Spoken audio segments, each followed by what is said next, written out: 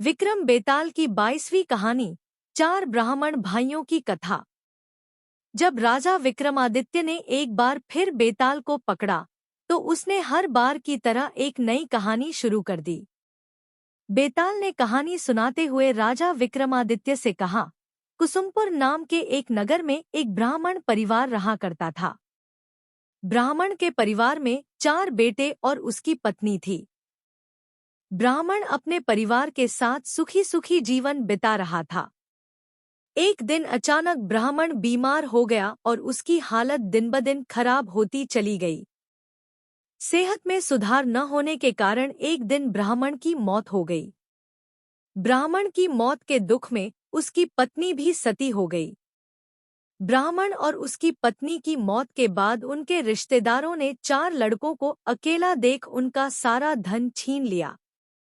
पूरी तरह से कंगाल होने पर चारों भाई अपने नाना के यहाँ रहने चले गए।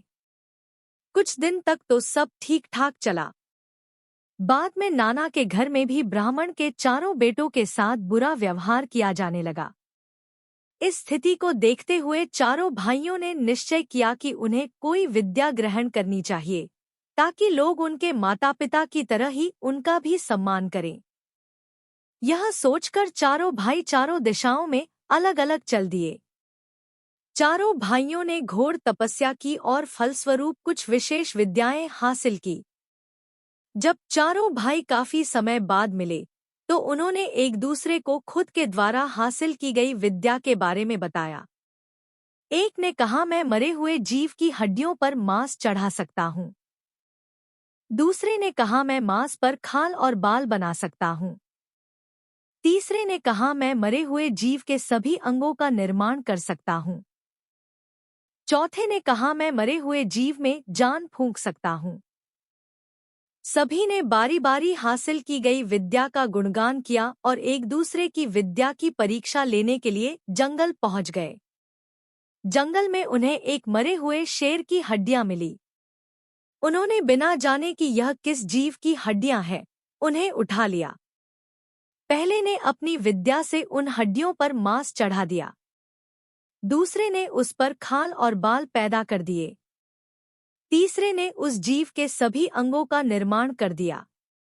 अंत में चौथे ने अपनी विद्या का प्रयोग करके शेर में जान फूंक दी। शेर जीवित होते ही चारों भाइयों को मार कर खा गया। इतना कहते हुए बेताल बोला, बता विक्रम बता, इन 4 पढ़े लिखे मूर्ख में सबसे बड़ा मूर्ख कौन था?